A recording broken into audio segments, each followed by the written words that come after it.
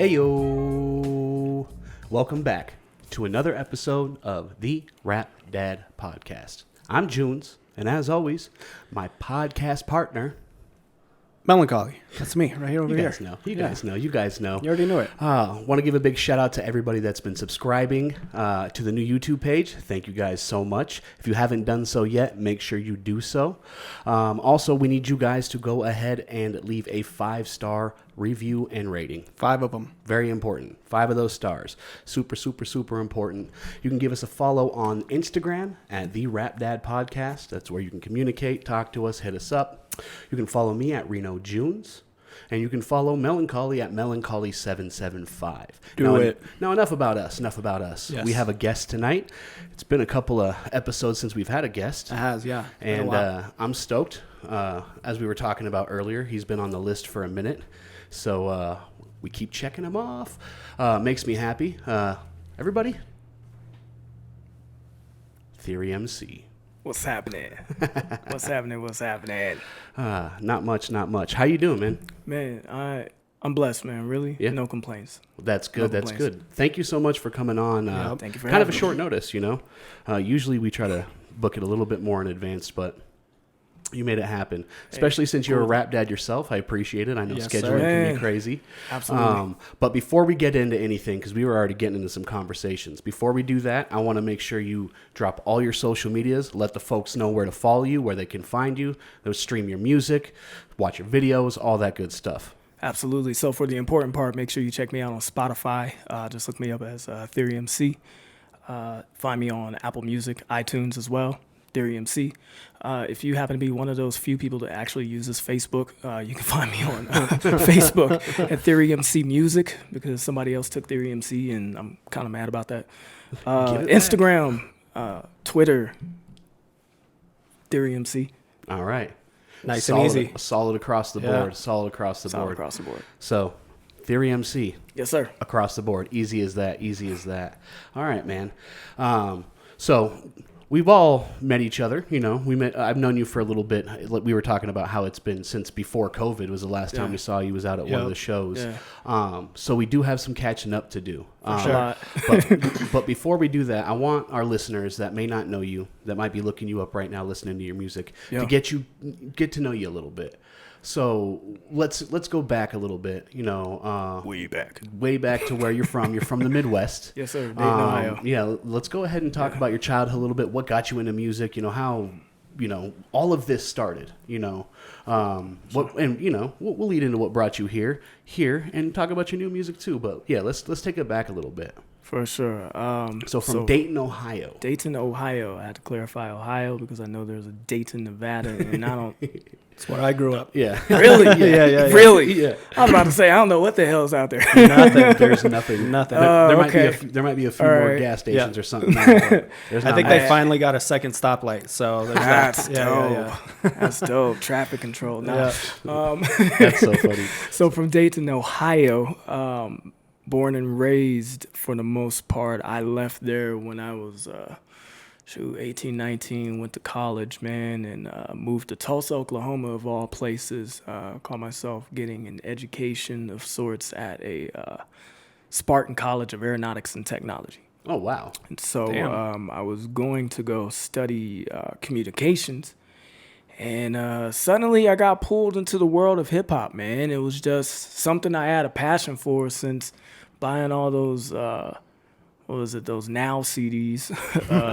They used to drop back in the early 90s. And, hip-hop kind of took over my life because it was one of those things that was able to convey, like, emotions and sentiments and reasons and things that, as a kid growing up without a dad, without... you know, the right mentorship, guidance, and tutelage. I just wanted that desire, that passion to just grow beyond the listening. Yeah. I wanted to dabble, man. I was amazed at the rhythms and cadences of a lot of the artists that I heard. I mean, I grew up obviously playing Pac. Mm-hmm. We talked about it earlier. Eminem was one of my earliest influence. I mean, shout out to him. He was played a lot in the Midwest, okay? And, you know, a lot of people say, well, black people don't bump Eminem. They don't play Eminem in the hood. Maybe I did, all right? Like maybe I did. Maybe I was one of the few that actually did it. I mean, I love the man's flow, his cadences, his rhythm, his writing, and just the off-the-wall shit that he would say, man. Sure, And so yeah. you were drawn to something that was a little bit different. Yeah. And, I could easily get into, the more lyrical MCs. I listen to Cannabis, I listen to LL, I listen to Common, I listen to Slum Village, I listen to Nas, I listen to, a lot of East Coast. Sure. Well, I imagine, you being so close to, Midwest and East Coast is right there. That's Yeah, like, It's what's on the radio. Yeah. It's what's in front of your face when you turn on the TV. Yeah. And so whereas people were surprised he said Eminem and So this is probably like late 90s, early thousands? yeah. Yeah. Yeah, absolutely. And So did you ever, so obviously I know where Ohio's at, but I don't know as far as like city geography within there, but there's a huge, Weightless Records and everything with like Blueprint Columbus. out of Columbus. Was there any sort of like overflow into that? I mean, the only artist that really caught my ear at the time out of Columbus was Copyright. Shout out to Okay. Copy. That man, listen to him growing up, lyrical beast. Oh, yeah. Obnoxious on the microphone. bars. And, tried to hit him up a few times just on, some business back in the day. Never really panned out, so I'm not going to say I know him or we're good buddies or anything like that. But, As far as a local influence, though. But as far as like local influences go, I listen to that man's music too. Again, he's just one of those that when you listen to him, he caught your ear and he was just saying some off the wall shit and his rhythm and Yeah, he cadences was a and his beast. flow is Yeah, just absolutely. phenomenal. And and as far as I can tell, he still is today. So Yeah, I don't it's think that ever irrelevant. leaves somebody. Yeah, No. it doesn't really. You either We did see use him it or you don't. live a couple years ago. That was one of the weirder shows I've been to. But yeah. Yeah, I think I was part of that show. I think Yeah, we yeah. might have been one of the openers. It was real strange. Yeah. But Can we define strange? Can we define weird? Oh, It he was was he was like, oh, you want to like hear this new song I just wrote or something? He's like, all right, hold on. And then like he's trying to pull the beat up on his phone. And He's then like, like, what's the Wi-Fi password? what's the Wi-Fi He's like, password? "Yo," He he's just, like, plugging- sat down he on sat down, stage. and Yeah. it took That's like 10 super- minutes. Yeah. That's some super organic slash It maybe was- strange it- shit. It was pretty strange because All right, you didn't all right. expect it to be like that. You thought he was just gonna be like boom and start rapping. He's like, hold on, I need the Wi-Fi password. yeah. No, he went Yeah. straight fresh from out of the phone, Yeah. out of the Yeah, so it was cool. We got to hear some brand music new shit. player. That's Yeah. dope. But I don't think he was actually even like preparing because sometimes you're like, let's play some brand new shit. He's like, you guys want to hear some stuff? Yeah, yeah. Hold on, I gotta download it. Exactly, yeah. He's like, I don't have that shit ready. Yeah. Yeah. Wow. But Wow, that's dope. So you've had the hip hop hunger since you were like young. So it's been like just inside you Man. as a kid. Did you grow up like playing any instruments or anything like that? Yeah, Didn't you? you Didn't talk about me being a kid. I wanted to hear more of that story. Well, I want to know what made you. The people want to know. They're gonna want to relate to you. How are they gonna relate to you if they're like, oh, aeronautics? Nah, for sure. No. Like, that's a fly motherfucker, right? Like, nah. At the end of the day, the thing that brought me to hip hop was music. I had always been around entertainment one way or another. In elementary school, I was in theater. We did a play called To Kill a Mockingbird, and I was that mockingbird. So anytime the bird call had to go off, I was that guy. Yeah. I was that guy. I figured out how to do that without moving my mouth. That's right. awesome. I was in the band. I was in the band in elementary and part of my junior high. I grew up. You play instruments though? Now? A little bit, but not as much as I used to in junior high and a little bit in high school. I played what's called a baritone. So it's kind of like okay. the baby tuba. Mm-hmm. So I used to play that, and we were always playing the Iron Man, dun, dun, dun, or dun, dun, dun, dun, dun, dun, dun, dun, dun, like that sort of thing. And just being active in music propelled me, I guess you would say, towards the idea of just being around more music. But like I said, hip hop took it for me just because of the amount of expression and the poetry and the crazy shit people would say. That's where the hunger started. Mm-hmm. And that's where the transformation from I just want to play in a band to, I want to try, my hand at a more Yeah. Was there anybody Objective field specific, depth. like in college, that that pushed you towards wanting to rap, or were you just like, I'm gonna go ahead and try this, and you're just like, because I feel like So- everybody's always like, me and my homie we decided to do it. Yeah. Was it a solo endeavor? So fast forward to, let's just say 18, 19 years old, Mm-hmm. and during the time 2000s, early 2000s, hip hop blogs were pretty big. And Yeah. so one of the blogs I was on was called rapmusic.com. Mm-hmm.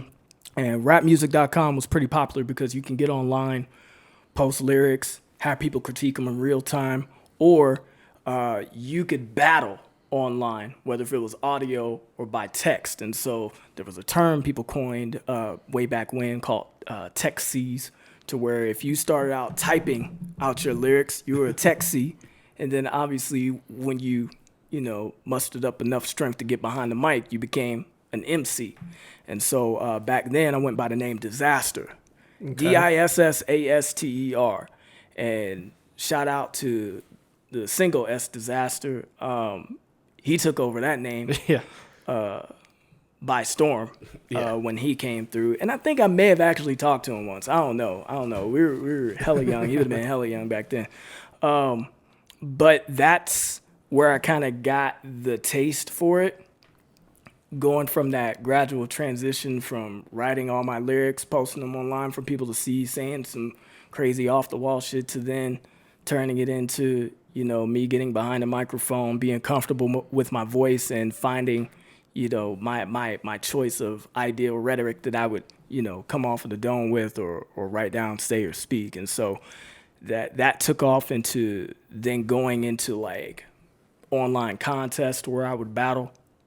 So I got started kind of as a battle MC because I love just saying off the wall shit and just dissing people and just belittling people and, the competition aspect. And then once I got to a place to where people were listening to me, I wanted to tell a little bit of my story, but didn't really know how, because as a battle MC, we all have that sort of, I think, struggle. And I won't even say it's a struggle, but it's almost like a curse, to where once you're a battle MC, you're kind of like stuck, but then like you slowly, gradually build into more, content with not just lyrical value, but like stories and ideas and, getting into who you are, because you're so objective talking about everybody else than you are talking about yourself. But that's, changed like drastically over the last like 15, 20 years. So I can't even say now that that's relevant, because, there are so many crossing over. But back when I was really listening to like battle MCs, Cannabis for me was one of the dopest you could ever, what if it was try to emulate, sound like, be like. And, I wanted my voice to have that rasp too. Like I wanted that crazy, great. And, you would push the envelope with the things that you would say or the ideas that you would write down. And, that's what I did. And under that moniker, under that, theme, that's where it again began to grow, began to transmute, and it began to. When you first were starting out, shape. it was basically just online then. Like Yep. you never really dove into the Tulsa scene then? If there is one, I don't know. Lightly. Tulsa. Lightly, man. Atmosphere, Because you shouts them out in a couple songs. Tulsa, Oklahoma. yeah, it just didn't feel right, for me when I was around that scene there. It didn't really feel welcoming. And at the same time, not a lot of people, I guess you could say, took to the battle type of hip hop that I was doing then, because I was just being lyrical and just spraying bars all over the place. I was like, nah, like we just heard, Nelly on the radio, and we just heard, T.I. on the radio, and it was just like, we're into something different. Yeah. We don't like you, but you're cool, I guess. So it didn't really feel right for me to like jump onto that scene. And so I found myself leaving college. I left college around, what? Damn, do I want to date myself? Let's just say I left college around like 2004. And when I left, I actually moved back to Ohio for a little bit. Said, "What's up to mom? How you doing?" Yeah, I just dropped out. Yeah, I'm going to go pursue this music thing. Met some guys online. Where they live at? Salt Lake City. Okay. Moving to Salt Lake City.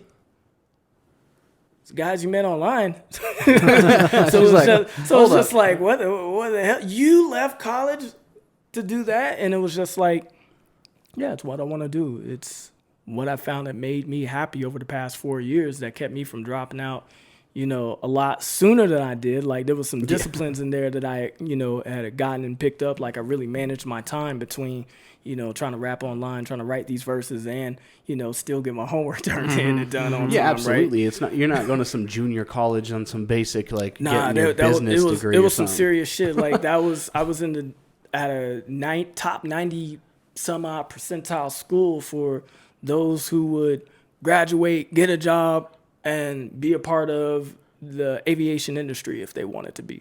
And by that time, I was already working at an airport. I was fueling aircraft for a living. Yeah. I did that for like 4 years.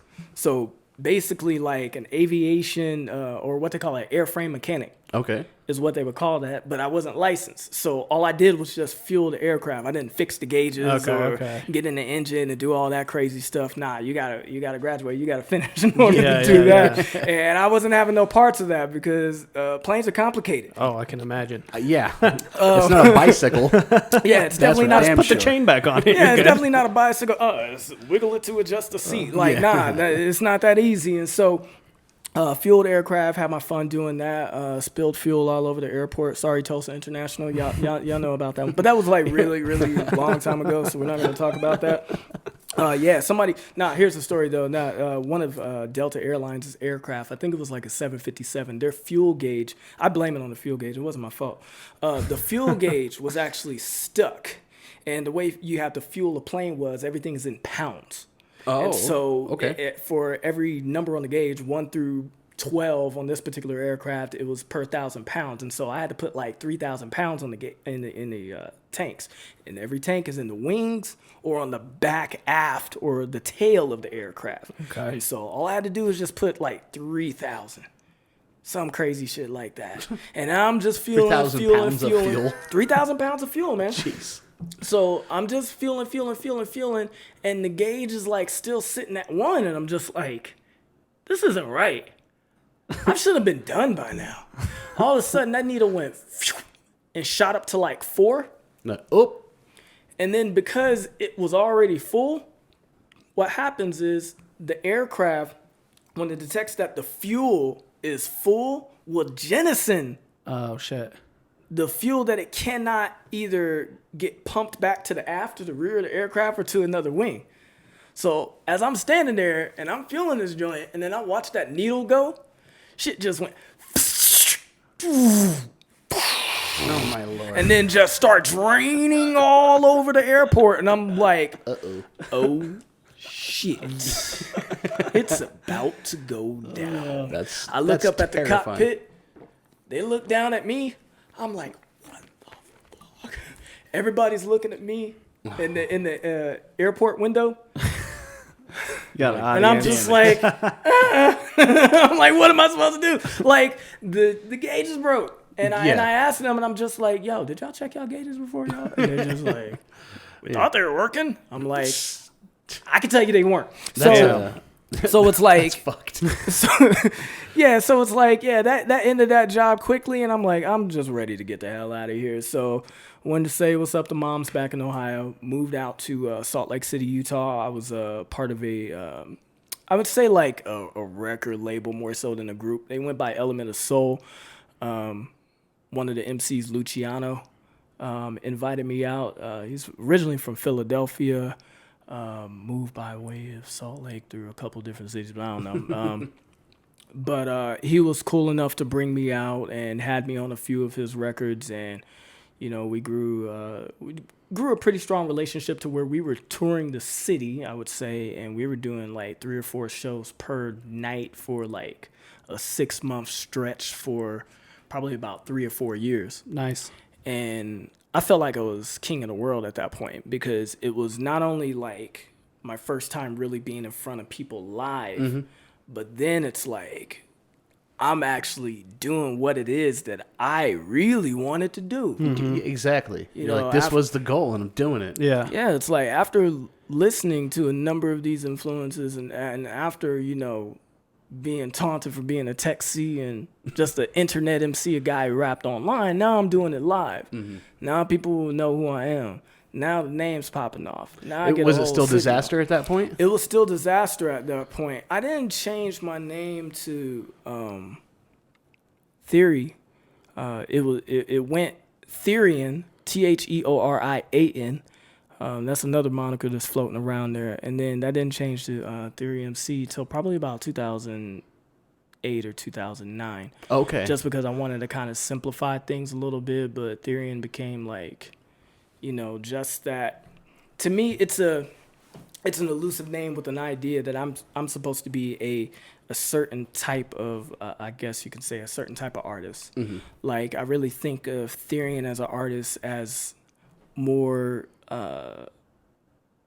covering the grounds of not only what's underground, but also what's commercial, also what's appealing, also what's, going to be a bit more mainstream. And I wanted that because the number of influences that I had was kind of like gassing me up towards the idea that I could be somebody, that I'm really dope, that I could be out there. And we're all going to have those type of people in our corner. Like, why aren't you out there all over, the stratosphere? Why aren't you on MTV? Why aren't you on? And it's just like, cool. But I took a step back from that moniker because that's what everybody recognized and that's what everybody else kind of wanted me to be. And I said, who do I want to be? Who am I in all of this? What do I want me to sound like or to convey? And that's even taken its toll to be like all over the place, because I think as artists, we have a tendency of, throwing the wet noodle at the wall to see what sticks. And then if not, then we're overthinking processes. We get stuck and we let life kind of drag us away. And then, we get back to it and we think, do I really want to do that? Do I really like that anymore? I kind of feel that almost every artist kind of goes through that Yeah. at one point. I mean, so if you're playing all these shows as Disaster still and doing that, was it? I mean, did you question when you were going to change your name? Were you like, man, should I really do this? I spent so much time building this, and I mean, playing that many shows. Salt Lake's not a small town. No, it's not. I've played Salt Lake a few times, and it's a big city. You know what I'm saying? Yeah. They So got a it's nice like, scene out there, though. you put all that work into it, and then you change your name. Was that like, were you scared of the gamble when you did it, or did you know? You're like, I don't. And to that point, did you change it just because Disaster took off? that's I true. changed. He's been battling it. forever, so. Well, here's the reason why. Let's get into that. So I changed it because one of my, I would say a good friend, and I pretty much call him like my brother. If I talk about my brother, I'm talking about a friend of mine that I grew up with, goes by the name of Fate. He was an R&B singer, and he still sings R&B to this day. Him and I formed a bond after Luciano because, and Luciano, if you're watching this, I really want you to watch this. You're about to find out why you fucked up. Luciano pretty much lost himself, like some artists do when you do get the big head. You do listen to the voices and the talking heads telling you should be this and you should be that. Right? And you surround yourself with a different group of people than where you came up. And for those who supported you for who you are, when those people get pushed to the side and now you're being supported by people who only want to tell you what you want to hear, yet what they want you to do because they want to pull and extract all the talent and gifts and just be the superstar that we want you to be so we can put you out there and make tons of cash, make tons of money. Like, when you start listening to those talking heads and those people and then you start to believe the hype and change up who you are because of those people and alienate those that you came up around, then it's just like, don't expect those people who are in your life to stay in your life. Definitely. So kick Luciano to the curb because he was no longer the dude that I thought him to be, that I looked up to, that I respect, that brought me out, that, even schooled me in the game and recording processes, graphics, DIY on some things, right?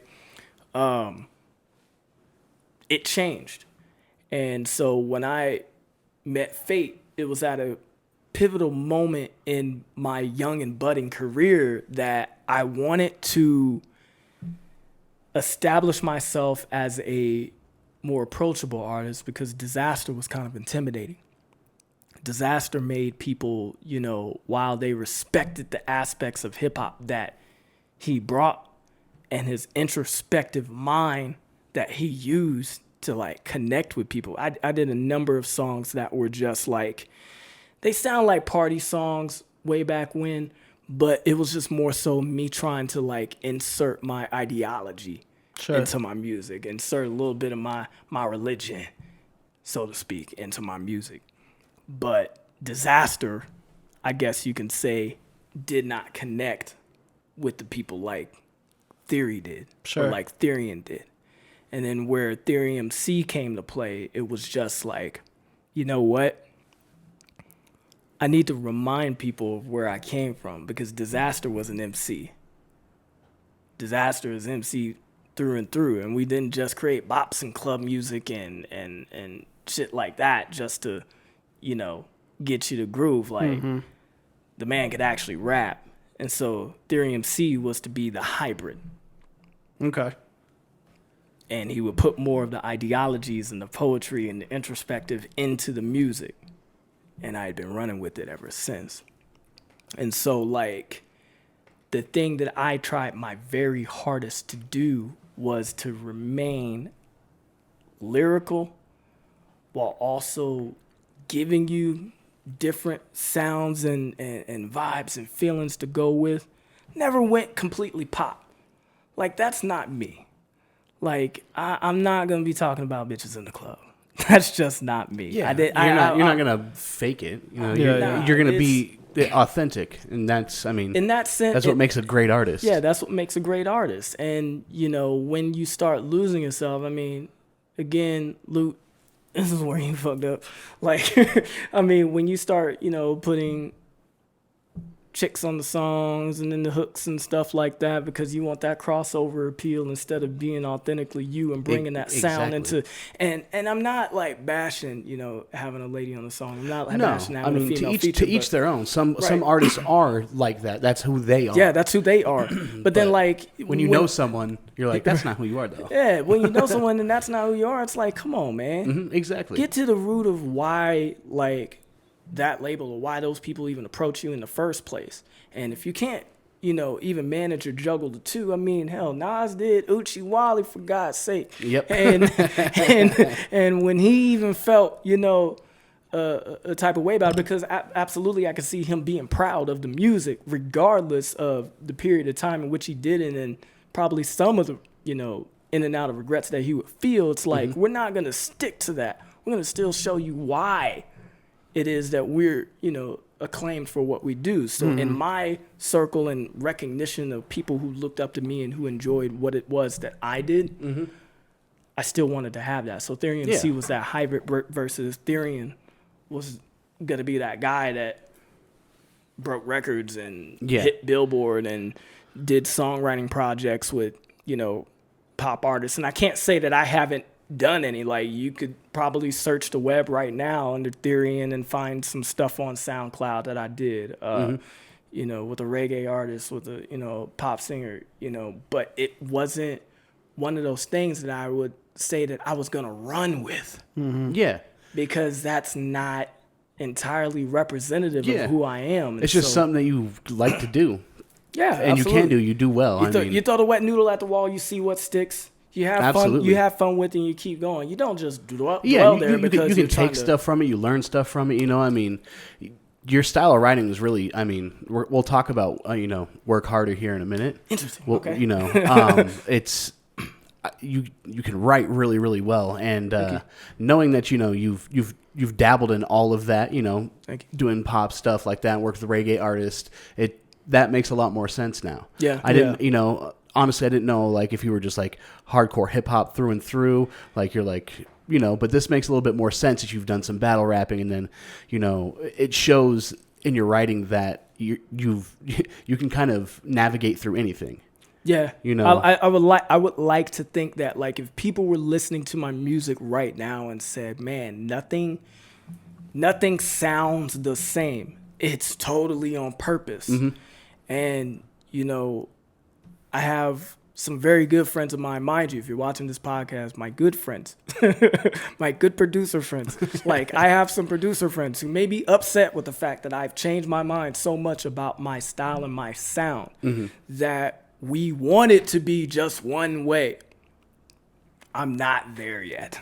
I'm not there with the idea of I just want it to be one way, because there are so many sounds out there that I enjoy. And KRS told me that I can rap over anything as an MC. You know what I'm saying? Absolutely. Like, MC is supposed to agree. be, I agree. to a measure of versatile. Yeah. But still offer the offerings of what an MC should do. Well, Absolutely. you shouldn't I do agree a- 100%. Shouldn't do a whole thing of just one sound. Then it just gets, like Yeah, if it you gets put out monotonous. a 10-song record or something like that, and then every song sounds the same, then it's like, oh, well, I just need to listen to one song then. Yeah, essentially. Yeah, And I mean, I'm- definitely. Yeah. I know I like variety. Yeah. Good music is good music, especially if an artist can do like a multitude of styles. I like that's my shit. That's the only problem with Golden Era.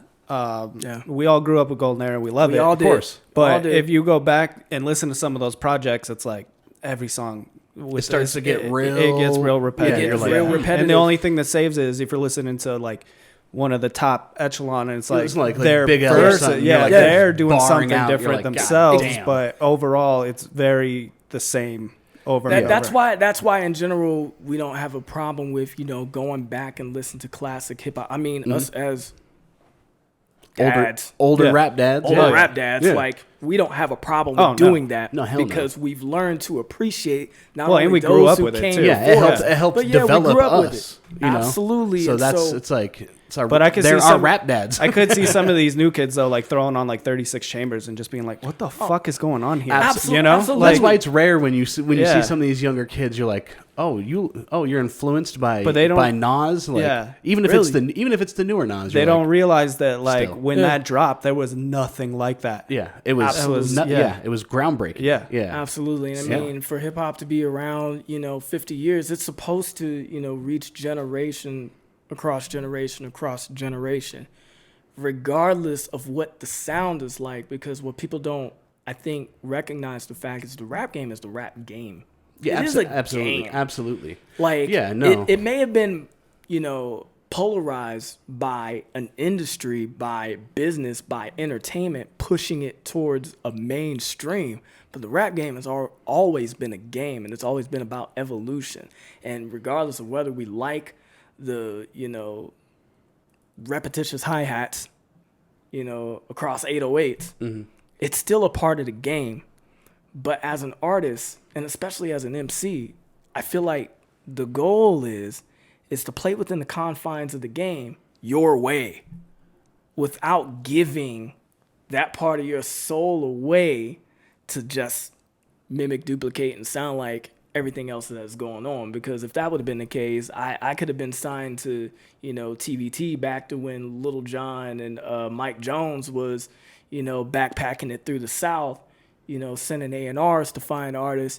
And, guy walks up to me and hands me his card. I'm like, TVT, cool. What the fuck am I gonna do with this? Like, I don't sound like that. Like, you know what I'm saying? Like, I don't Absolutely. sound like that. I'm not gonna change myself to sound like that just because, as an artist, I could. It's not gonna genuinely be me. Yeah, you're not And going to be if they're authentic. not gonna, yeah, and that's if they're like not gonna let me do me, It's always the I ain't core doing it. rule. I feel like is you got to be authentic. Like, Yeah. you got to have your values and you got to be authentic when Yeah. you're a musician. Whatever waters you might be navigating, you still have to Yeah. be authentic to a certain point. Sure. And that's what really impresses me about you and your music, because you can tell, like, you know how to write catchy stuff, but it's still so dense. It's not just like a catchy song where it's repetitive and like mind numbing, like, like a lot of mainstream bullshit is. You write stuff that's catchy, and, obviously we'll talk about Reach here in a minute, because, that song is done some reaching, that's for sure. But before we do that, we got to take a break real quick, For sure. and then we'll talk about that because I have a bunch of questions about that. So I'll try not to annoy you, but we'll be back in just 1 second, okay? All right, we are back. Much need a little break, as always. My child-sized bladder. I swear, Yes. I swear it's the worst. Yeah. But I wanted to hop into talking about your song "Work Harder." Cool. So I know it was re-released in 2019. When was it originally re-released? Originally released. Originally released 2016. It was the summer of 2016, and What made a re-release happen? What was the whole deal with that? So re-release happened when I said to myself, this song is the type of vibe to where someone can work out to it. Mm-hmm. Someone can shoot hoops to it. Someone can play tennis to it. Someone can just have a day in the gym and just bump this shit. And I told myself this, and I said, you know what? I even want this song to like make it on national television. I want it to be in the NBA. I said those words. Yeah.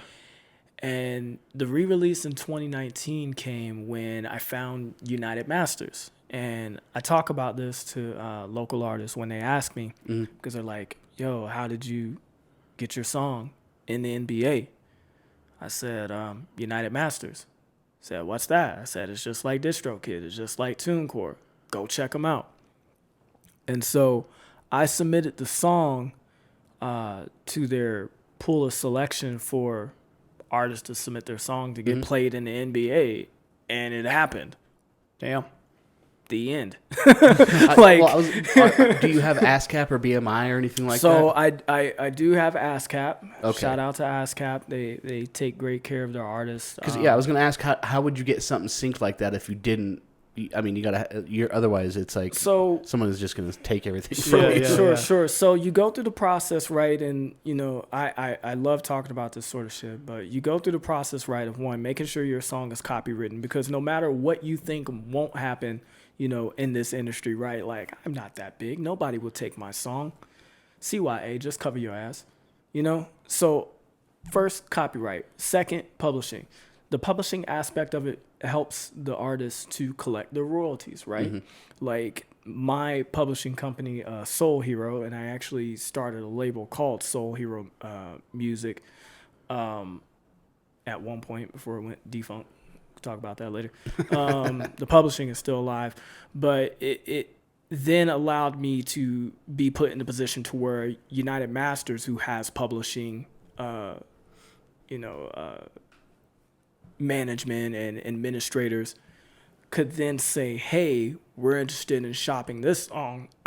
Let's get your publishing on this documentation with our publishing and with our, label, so to speak, and let's work the deal. Mm-hmm. And so that's what happened. Like, considering that a publisher is responsible for the collection of those royalties when you license a song, as long as you have that in place, as long as you have your copyrights, and as long as you shop for opportunities that you know that the music, like I knew that the music could do the work as long as everything else was in place, as long as the business is in place. Yeah. That it would happen. And so with all that, said and put together properly, I think it was like June, July of 2019 when they knocked on the door and had me, e-signed the document. Mm-hmm. And then before I knew it, NBA 2K21, Kobe Bryant on the cover. I'm like, yo, this is wild. That's pretty crazy. This is like, yo, Mamba edition. My song's in that. So you hop into, in 2K, you go into the city with your customizable character. I didn't play that much. Like, I didn't play NBA 2K that much. Uh-huh. I mean, I dabble. But once you hopped into the customized games in the city, you can hear my song between. That's pretty dope. Fucking between man. Games. So so it was an honor. And then from there, the NBA was just like, yo, this is a dope song. And before you knew it, Giannis with the Milwaukee Bucks, Atakempo, I don't want to butcher your name, fam. But Giannis song was played behind one of his highlight reels. Hell yeah. And from there, it just took off. And I think San Antonio Spurs played it. Brooklyn Nets had it in one of their promo videos. And then I found out Elizabeth Cambridge had a highlight reel with her team. So when all these reels, when it does this, you get, since you have ASCAP and you get paid from all that, right? You get royalties off of all of it, don't you? Internet streaming royalties work a little bit differently. It's solely the mechanical licensing from television that you're going to get paid for the most. What I got paid for through that, and this is just being transparent with everybody, because I don't want people to think that I'm sitting on wads of cash and all that sort of shit. Like, I wish it worked like that. Yeah. At the end of the day, the business is still business, but internet streaming works very differently. And so I wasn't getting paid for internet streaming from those videos per se. I was getting paid from the streams of people who would say, "Oh, that song is dope. What is that?" Yeah, exactly. Okay. What song is that? Let me Shazam that. What song is that? Work harder. Yeah. Punch it into Super my great way of Spotify. exposing your music in Absolutely. And so huge fucking ways. That's massive, dude. So YouTube numbers went crazy. Spotify, sitting on 8,000 or 9,000. I think probably like 8,500 or some shit like that. Apple Music did really good numbers.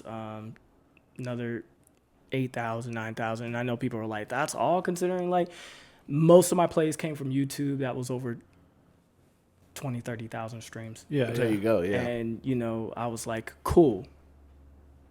That's dope. Fucking A, yeah. You're like, can I do it again? And it's just like, absolutely, and it's just like, absolutely. at that point, you see that the dream is within reach, and you want to try to do it again. And so after Work Harder, I dabbled with another song of kind of like a good tempo called Believe It.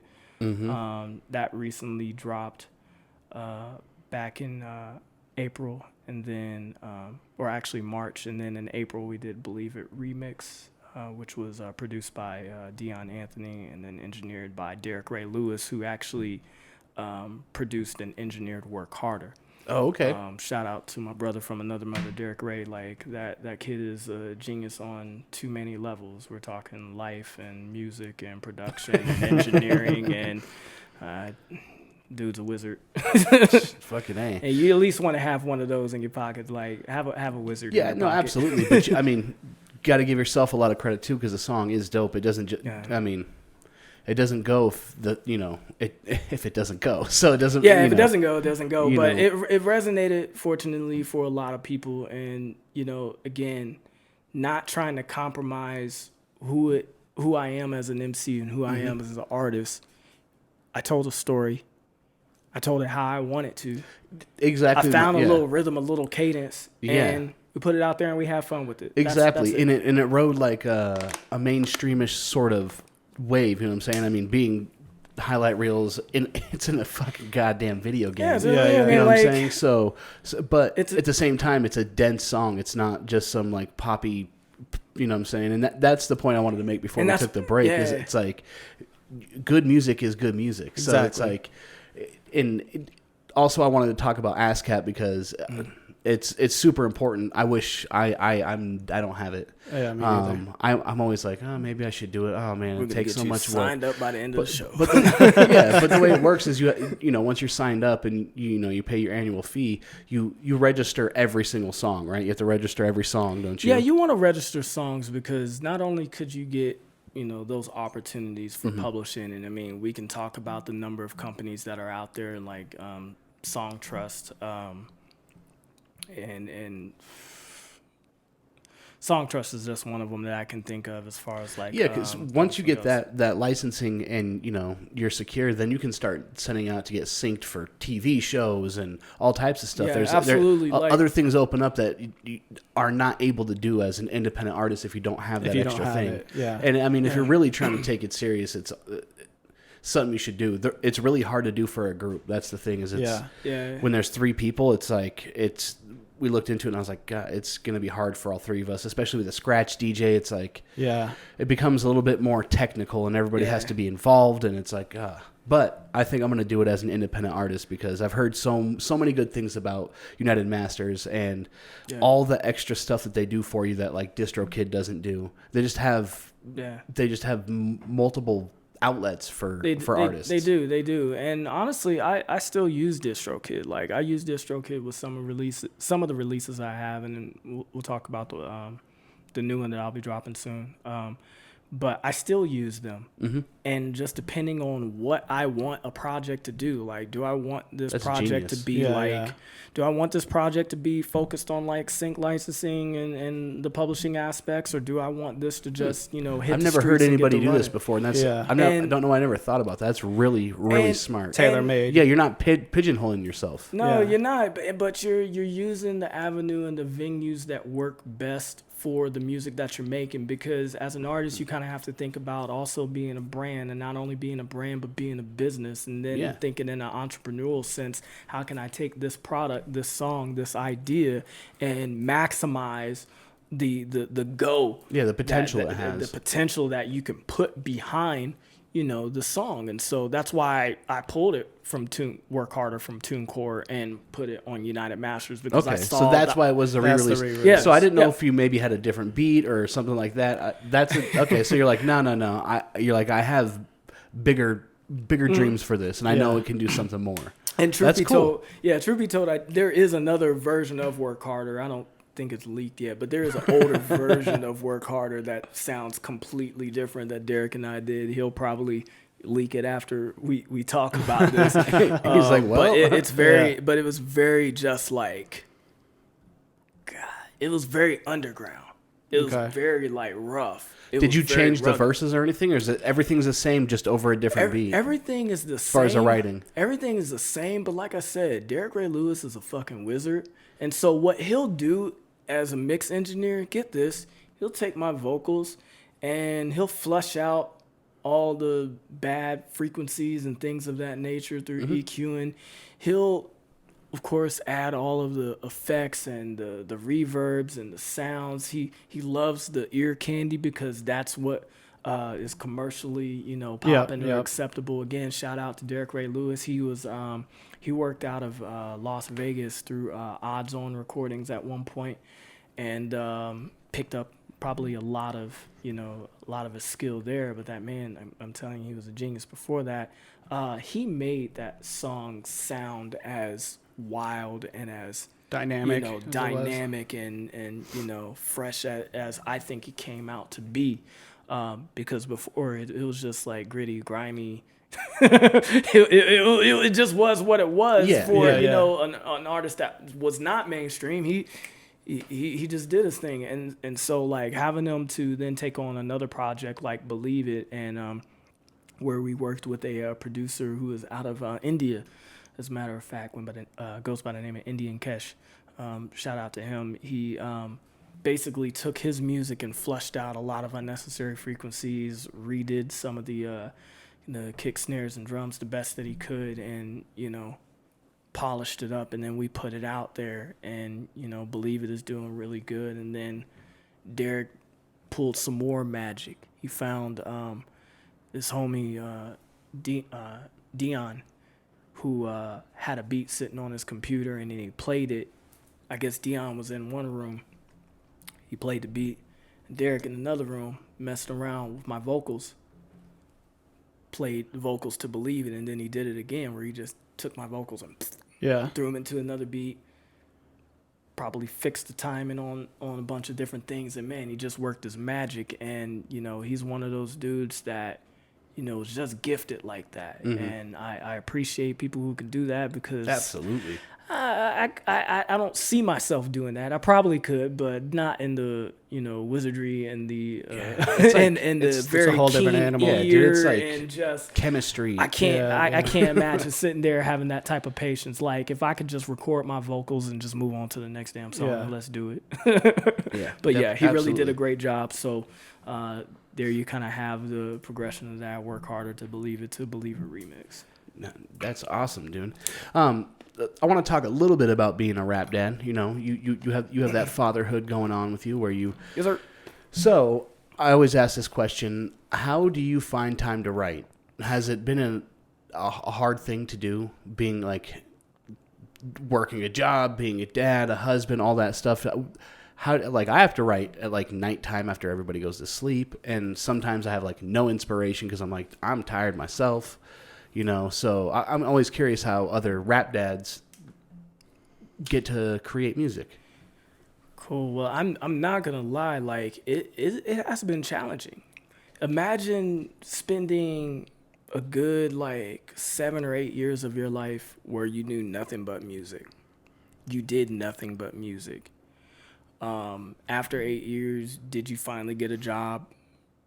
You know, decided, man, the well ran dry over here. I gotta, you know, get me a 9 to 5 to support myself, and then try to juggle the side projects and collaborations, and then go from that to a family.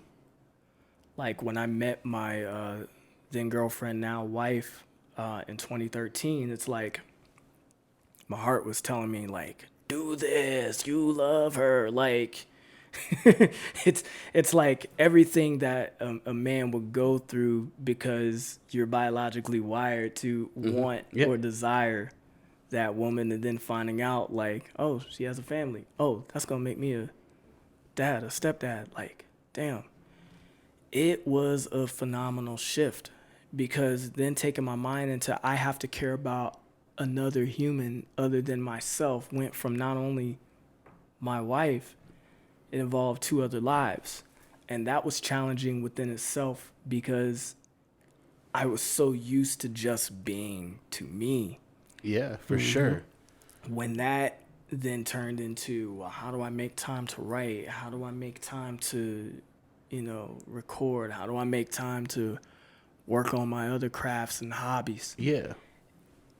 Like you, I had to do it at night. Yep. Like you, I had to find the time to like take a step back from everything that was happening in the world to say, I need to feed my soul. I need to feed my spirit. I need to put into myself, fill my cup. Because granted, I love my wife. I love the kids. That's me pouring into them.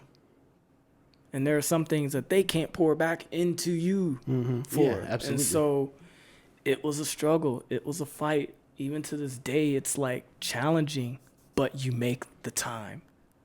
You make the time. And I will admit, finding the balance is even challenging because maybe I spend more time now in the studio, more time writing, more time like to myself, at least in my head, to like create and formulate those strategies, whether if it's to work on my website, whether if it's to focus on other hobbies that I do, like gaming, esports, streaming, creating and all shirts, that sort of stuff. I do have merch, TheoryMC.com. Yeah, he has dope merch. His merch is sick. It's like original too. It's super sick. Yeah, like I like creating, and I can picture myself into, you know, 40s, 50s, 60s creating. Absolutely. Forever. I gotta say, just on the tip of, you know, fatherhood and everything, I think probably my favorite song, if not Rhythms, right? Is it Rhythm or just Rhythm? Sure. Yeah, Rhythms is Fatherless, and I think it's you just hit that tone of I know me and Junes both feel the same exact way of just the overall vibe of like, you fucked up, but I'm breaking the cycle and I'm gonna put everything I have into my children. As fathers, we talk about that all the time. We're like, we are not going to be our fathers. Yeah, and so I think that's why that one hit me. We're going to be there. Yeah, so I think that's why that one just hit me so much harder on that one. It's like, exactly. And the way you plan your releases are pretty great. You know what I'm saying? You know what you're doing. So it's I mean, obviously there's a method to it, and I mean, if people pay attention to what I do, like I released Fatherless, I think it was a day after Father's Day. You're gonna see the content come back around again to where I tell the story, we talk about it, because it's just one of those things that is very human. First and foremost, I believe that, you know, when people look at hip hop and when people look at art, if you're not getting something of a story out of it, then you're really not doing it right. I mean, party music is there by the billions. True. But if you can't take a step back and have an introspective moment with yourself to like take in something that may help grow you or communicate with you some type of sentiment that says, damn, somebody else been through that and they're talking about it like this and they learned something from it or grew from it or, you know, became a better person for it, then it's like, I don't feel then the hip hop is doing the job that it's supposed to if it's not talking to you or telling you. Yeah, the whole goal is to connect, right? And I mean, just on that one song alone, I mean, that connected with both of us. And there's so many, you know, guys in our position who grew up in that same exact way that relate to that in so many ways. Yeah, know? absolutely. So it's like, Thank you. Yeah, no, that's the best thing. Like I said, you can write really well. Yeah. Thank you. I think the years of you know, doing like battle rap and then just like you said, throwing, you know, wet noodles to the wall and see what sticks. Yeah. Has given you that versatility to where I imagine you probably feel pretty comfortable writing whatever song you're writing at the time, whether it be like a more mainstream style song that you want to be more popular, something that's a little bit more serious, like Fatherless, you know what I'm saying? Because those are like on two different levels completely, but they're both extremely dense and well written songs. I don't know. I just think it's really, really impressive. Yeah. Which leads us to your new song that's going to be coming out. Well, and I was gonna say also, like you're really good at what half the battle is, and that's writing a hook. Sure. And it's funny that you So know hard to write a hook. it's funny that you bring up Eminem as one of your biggest influences too, because I think maybe it was Rhythms. I was listening to it and I was just like, this is kind of like an Eminem hook, like prior, like circa Eminem show kind of encore era, kind of just like not what you're saying, but just like in the way that your cadences Probably you're hitting and the little cadence, rhythm and kind of like not a full blown melody, but there's a little bit of a melody in there. And I was like, that just struck me as very like Eminem had a streak where he was putting out tracks with a hook, just not just like that, but you know, in the sense of it. So it's the idea that, you know, with hip hop, you don't have to be as rigid to just talk through a chorus or a hook. You can create a little something that, to me as an MC, I mean, part of being an MC is moving the crowd. And so if like, not only can I make you move, but I can give you something to then unravel, and think about, then again, mission accomplished. Rhythms was just one of those, man, I really like this beat. I sit down and I write it. I'm like, no, I don't like that. Write again. I don't like that. Third time, I'm like, okay, that's cool. Step away from it for like 3 or 4 months to go back to it, and then like, okay, I'm gonna finish it, and then then it just grew legs and walked. See, that's really awesome, because sometimes when I write something, like if I get a hook down, and then I'm like, I don't really like it, I have a hard time breaking the cycle of what I've already written. I'm like, but that's what I wrote to this. Yeah. So I find it really impressive when someone's like, oh yeah, I rewrote a different verse, and it's completely different. You're like, what?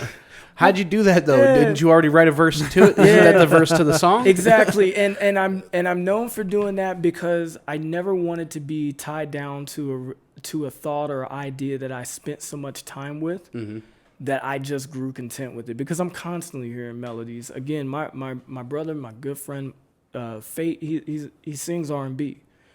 You had to keep in mind, I'm around an R&B singer, for the love of God.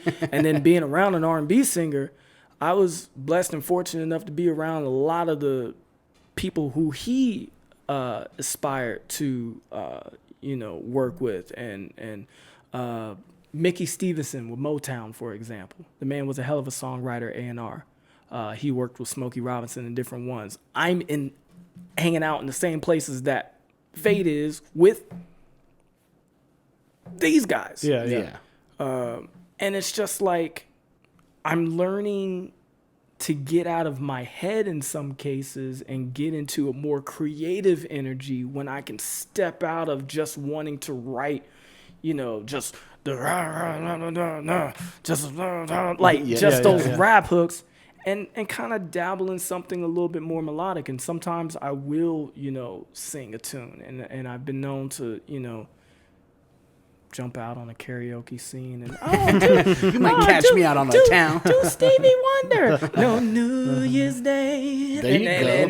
And I'll bust out some Stevie. And it's like I got the glasses on. I'm gonna take advantage of that shit. Oh, shout out Stevie, man. Love you, bro. But like, holy shit. But like you learn to step outside of your comfort zone to really get creative.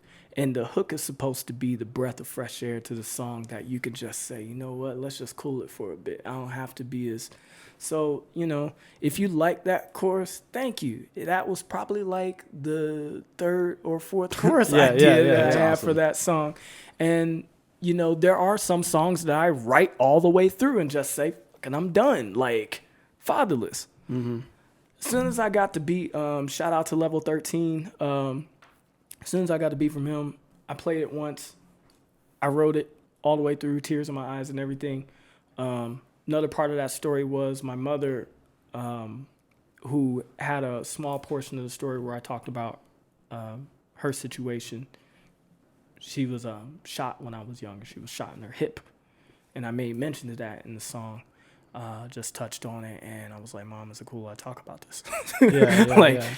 Grown ass man asking my mom for permission, but it was like, I'm sharing a part of the story that may, hurt you a little bit, but it's like, it's a part of who I am and what made me, Absolutely. Who I am. Like, I was that kid who, when I heard about you getting shot, Mom, I thought about going into that closet because I knew where you kept, the piece at and defending you, and could have went down. And thank God for my grandmother who she was my spiritual advisor. She was my other mom, like when my mom wasn't there, and she talked some sense into me. I didn't have a dad who would say, you know what, think more rational or get out there and whoop his ass. But it's like I had enough people around me telling him whoop his ass versus like, get out and do right by the world and make something of yourself. Like I said, so that balance of influence and that balance of, positivity, that balance of like love and nurturement, all that came through, in the music. And thank God that carried me through, my teenage years, where I was a foster child, ward of the court. And God that, came through those times of my life where I could have made some stupid choices and dumb decisions to roll with the wrong crowds. And Fatherless was just reflecting on the fact that I may not had, a dad there present, but I had just the right amount of God, just the right amount of positivity, just the right amount of positive influence that I made a conscious decision to do something right by life. And hell yeah, man. Yeah, absolutely. Myself.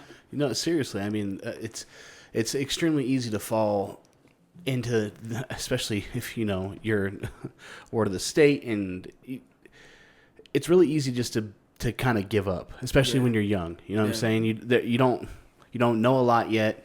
And your will is at a lot of times easily breakable. Yeah. So to go the opposite way is like, swimming upstream is harder than just normal. So, I mean, hats off to you 100%. Especially, being, you're not talking about like being from Reno. You're from Dayton, Ohio. So it's like, that's a whole another world that, no one even around here even knows about. Yeah, You know what I'm exactly. saying? Yeah. So, I mean, goddamn. Especially at that age too. It's so easy to make the wrong decision, which is always the easy decision. It's so easy to just, well, fuck it, I'm gonna go run with these guys then, or whatever the case is. When you're like 15, 16 years old, you're in a middle ground stage, and I think as a man, because I haven't really seen like my stepkids go through that middle portion of deciding where you wanted to go. They've always been nice and right in the middle, and I think it could be, a girl thing. I don't know. But, maybe. But I mean, guys just seem to jump off the deep end of like the stupidest shit that we can do. And like I said, Eminem being an influence of mine, in some of my earlier music and whatnot, it was just like, man, if I did half of the crazy shit I even heard him and D12 did back in Detroit, I don't know if I would be sitting here because I take it to an extreme. I'm a Leo, so it's like we always do shit on the extreme. So it's like go in all the way and do something stupid, but nah, it was more or less like I got enough, sense and enough people around me to put like good thoughts and spirit and into me. Yep. So it's like part of you doesn't want to let them down, but at the same time, it's just like you already know what the consequence of your action is going to be when you decide that you're gonna hit this lick, you're gonna do something stupid just because like, oh, you need the money or, you're going to, and I've never been about peddling the poisons. Like I've never dealt a drug. Mm-hmm. And it's like when you have people who decide that you're not black enough or you're not cool enough or, this is your circle, this is ours and you don't mesh. When you come across those types that sort of alienate you, you immediately become the unpopular one, the I don't know, the soft one. Yeah, exactly. And I've often heard it, come across as, oh, he's soft, oh, he's this, oh, he's that. Well, you're like, no, well, it's like shit ain't sweet. I just got some fucking sense. Yeah, exactly. Exactly. Like at the end of the day, I just made a decision not to jump off on 100%. The first I'm using bridge of my anger, brain. the first bridge of just doing something stupid because I need. I've always made the difficult choice to do what was right. It's like you try that shit. Yeah. You know what I'm saying? Yeah, absolutely. And for rap dads to be in the position of being fathers, I mean, I'm sure we've all had our dumb moments, but at the same time, like you gotta grow out of that shit. Like 100%. Yeah. Like I don't see 50 out on the streets hustling anymore. No. That's not what he does. You don't hear about your favorite rappers pulling up on anybody shooting. I mean, unless you're the baby, but that's true. Shout out to baby. Nothing but love for you, kid. I ain't trying to cross no paths with you because he'll knock a fucker out at Walmart or shoot him one.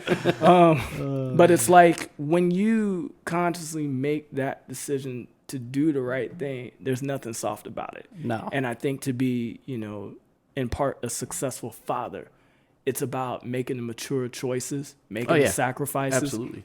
And it's a balance of that and still doing what you love to do that should push you forward and help you to excel into whatever it is you want to do, whether if it's, putting out more EPs, music, whether if it's putting out videos, content. And it's got to be all in the plan, man. It's got to be all in the plan. Yeah. Oh, well said. I love that segue, sir. It's got to be all in the plan. You set it up, shit. No, that's the name of his new song. It's called All in the Plan, which I'm pretty stoked about. I didn't send it to you. I'm sorry. I didn't send you the link to it. It's all good. My bad. Yeah. No link for you. Yeah, don't worry. We'll listen to it. But I'll send it to you later. Don't worry about it. As we do in Rap Dad podcast fashion, this song is unreleased. So when this episode releases on June 1st, you get to hear it. You get to hear it early. So get to hear it first, man. Thank you for that. Yeah, thank you for that. Absolutely. I'm very, very stoked. I know he wanted to give a little bit of a snippet. He's like, how about just play 30 seconds? I was like, it's either we can play another song. Yeah, I was like, that's the one thing that we do. It's like, if you give us that song, we're rocking the whole thing. That's what we're going to go out on. But I want to talk about it for a couple of minutes before we go because we got a few minutes. So it's brand new. It's unreleased. It's called All in the Plan. Featuring Brandon Evers, right? Featuring Brandon Evers, produced by Brandon Evers. Okay. Shout out to Brandon. Like he posted that song on Instagram. He posted the instrumental on Instagram along with another one. I listened to the first one. I was like, that's cool. And then I listened to this one was called Neighborhood or something. And I was like, yo, that's actually kind of nice. And then what I try to do now, because I've worked with a number of producers, that if they give me music and I sit on it, I start to feel bad because if I sit on it for too long, then it's just like, they're probably wondering what the hell am I doing? I'm a dad. I can't just fucking stop everything I'm doing just to record music. I got a life to live. You're like, it's not always just easy to write all the time. It's not easy. But I stopped and I wrote and I finished my verse and I did a chorus and I said, yo, Brandon, like, hop on this. Cool. He sent me the vocals and it took me a little bit because I'm not used to mixing somebody else's vocals. And especially if you don't record in the same place, it's going to sound different too. Exactly. But I think I did a really good job as far as making everything mesh, making everything blend. I mean, I have been doing this for quite some time, so it's like, you know, I should be able to do this. Yeah, and, you're like, yeah. And it came out well. And just to give y'all a little bit of background, like on the local scene, I haven't really been circulating the name. I haven't really been putting myself out there just because, like, again, I'm a hermit of sorts that once I start working on projects and different things, I like working on it to completion. And then once I decide that I want to release more music, if there's a mood or something that I'm feeling, then I'll do it. I'm not trying to keep up with anybody else releasing EP after EP after EP after album after full song because I know I don't have an audience. I have listeners.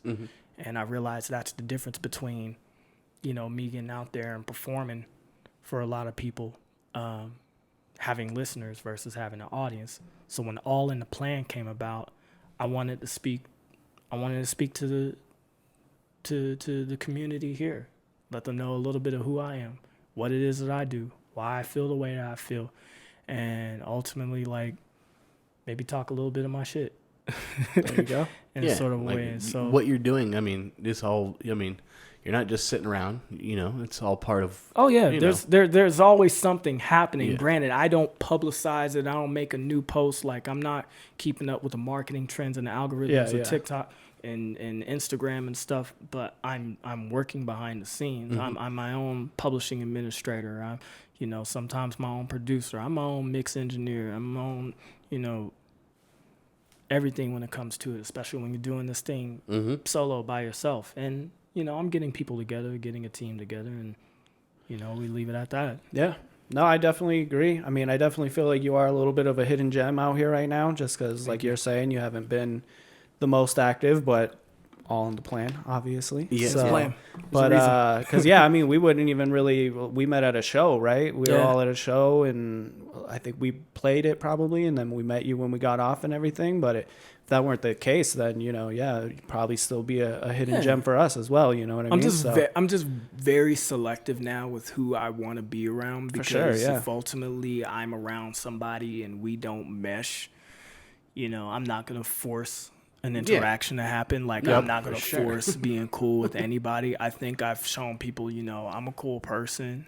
I'm just here doing me, and I will be a fan of yours. I will promote you. I will, you know, you ask me to show up on a music video shoot, I'll be there. You ask me to, you know, come to the spot, record something for you, whatever, I'll be there. It's just we're all on that same plateau of growth and wanting to, you know, put our talents out there. I don't think anybody is better than anybody. And granted, people may like me for something that I do differently, but there's enough room for everybody. There's enough of the pie, and there's enough room for every fucking body, man. It's different than me owning a gas station and you owning a gas station across the street. Yeah. It's completely different because everybody listens to all different types of music. There's enough music for everybody, and there's enough listeners for all the artists. There's room for everybody here. I mean, there's enough listeners and enough artists that we can share it. It's hip hop's competitive, but it doesn't need to be greedy. You know, I mean, I've never been one of those people that finds somebody that I like an artist or new music, and doesn't share it. Yeah. That's no one else needs to know. That's one of the best parts about music. I'm the exact same way, and so I'll retweet, repost, whatever, anybody who, whether it's local, someone. I mean, it doesn't. You know, it doesn't matter to me. So I don't understand people not, you know, showing love and stuff like that. It's like if you don't fuck with the music and you don't like it, that's fine. That's one thing. Yeah. But doing it because you have some kind of grudge because you're like, oh, he's doing something that I'm not doing, I should be doing that too. It's like, well, maybe your fucking attitude's a problem. Yeah. Maybe you should open up a little bit, you know what I'm saying? That makes me think of one of my biggest pet peeves. You don't need to be negative about stuff. One of my biggest pet peeves is, especially on local shows, you know what I mean? Is where, like, you know, so-and-so plays their set, but they're like second or third probably, and they brought a crowd with them and everything. and then they dip right after their set, and it's like I've experienced that. it's like what like. I stay through everybody because, you know, you were gracious enough to come and be on the show in the first place. Absolutely. I want to support you, everything like that. It doesn't matter if I was on first. I'm staying through the whole show. And that's why when we put on shows, June 24th at the Ranch House, June last 24th Summer Showcase, when we put on shows like that, there's so many people we want to be able to put on the show. Yeah. Like, I'd love if we could do like a fucking 5-hour festival or That'd be something. It'd be sick. But it has to be like a normal show, so you can only pick so many people. Yep. And that's why when we choose people, it's the people that we know like support the scene and support each other. Yeah. You know, that are like positive people that we want our fans to listen to their music too. Mm-hmm. You know what I'm saying? We want to share it. It's hard to have somebody on a show and then they do some shit like that. It's like, Yeah. well, I'm definitely not going to ever have you on a show again. Exactly. Yeah. And I won't be going to any of your shows because I know how you feel about my music. Yeah, You yeah, obviously yeah. don't fuck with me at all to even stay and watch me perform live, which I think is my best asset. Yeah. As far as music goes, Sure, is my yeah. live performance. So it's like, hey, well then fuck you too, man. Yep. You know, Yeah, so that just fucking sucks. And the attitude that, you know, because I'm doing it big, or I got the numbers, or I got the streams, whatever and it all may that be, sort yeah. of stuff. I mean, whatever that may be. Everybody individually brings something to the table of significance. And I think if you step outside of ego and step outside of what you think of being the shit is, Yeah. like, you might be surprised and you might actually learn something. Like, Mhm. I'm ready to show people how I got, you know, my sync licensing deal, my Absolutely. feature, because why it's should I amazing. hold that in? See, Like, that's what I'm talking about. That's the stuff I'm we need. ready to, whether if it is bring on more collaborations to where I can then help get that music out there and get you heard in front of other people in different audiences in different cities. Who wouldn't? Because we're all trying to accomplish something. Exactly. And whether my fans or listeners like you more than me or whatever the case may be, I don't care. Well, just- Exactly. yeah, It's like, and- that and- doesn't matter. It's like we're all putting together like a puzzle, and you might not have a piece of the puzzle that I have. So I can give you that piece, and then you might Yeah. have a piece of my puzzle that I'm missing, you know? And then you just work together and build the entire picture. Exactly. But just holding on to shit for Yeah. selfish reasons is Yeah, just it's dumb and it's pointless. And so the plan is to just do more, be more. But I'm not changing up regardless of how I'm received. I'm only pushing myself harder to do what it is that I know I'm supposed to do as an artist. Back to the you know, putting- number one rule: be authentic. Be you know? authentic, It's yeah. that authentic, Yeah. which.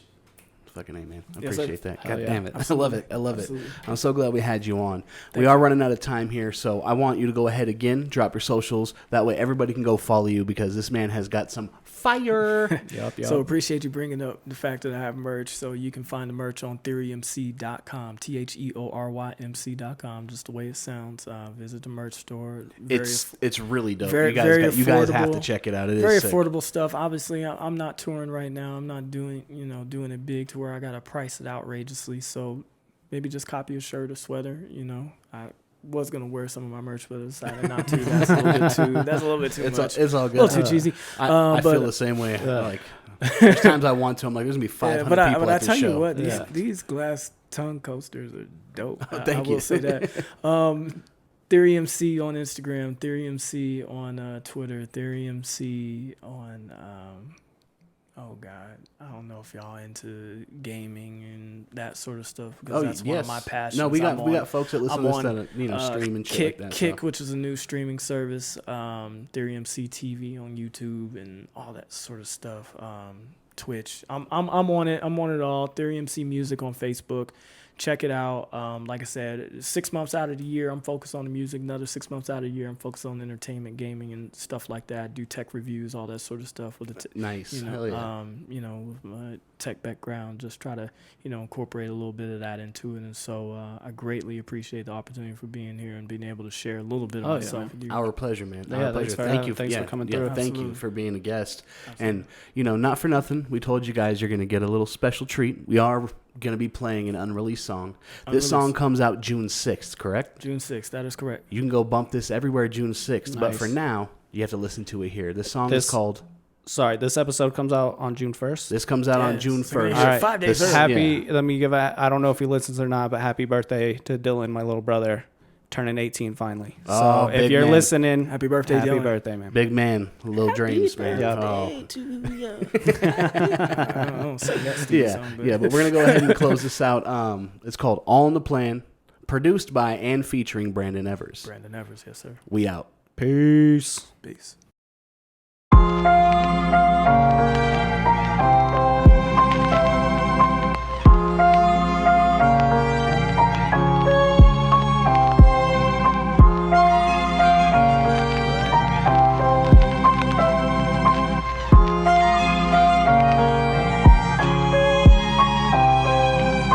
What if I told you I found God mode? Tapped into my spirit, took over flesh and let the eyes close. Rappers get funny when they feel you a threat. Just let me do my set and raise the vibration. This revival, I don't give a flying foe through the windshield, crash dummy. But when I catch wreck, it's cash for me. Make moves 182 days. Thank the Lord for the food that we split a few ways. Had to split it with old flings, old ways, and hangout spots. People who said they held it down were opportunists that watched. Took a 9 to 5. But my heart been rap scheming, responsible for my setbacks. We all have demons on the warpath. I'm screaming, fucking wait till I drop.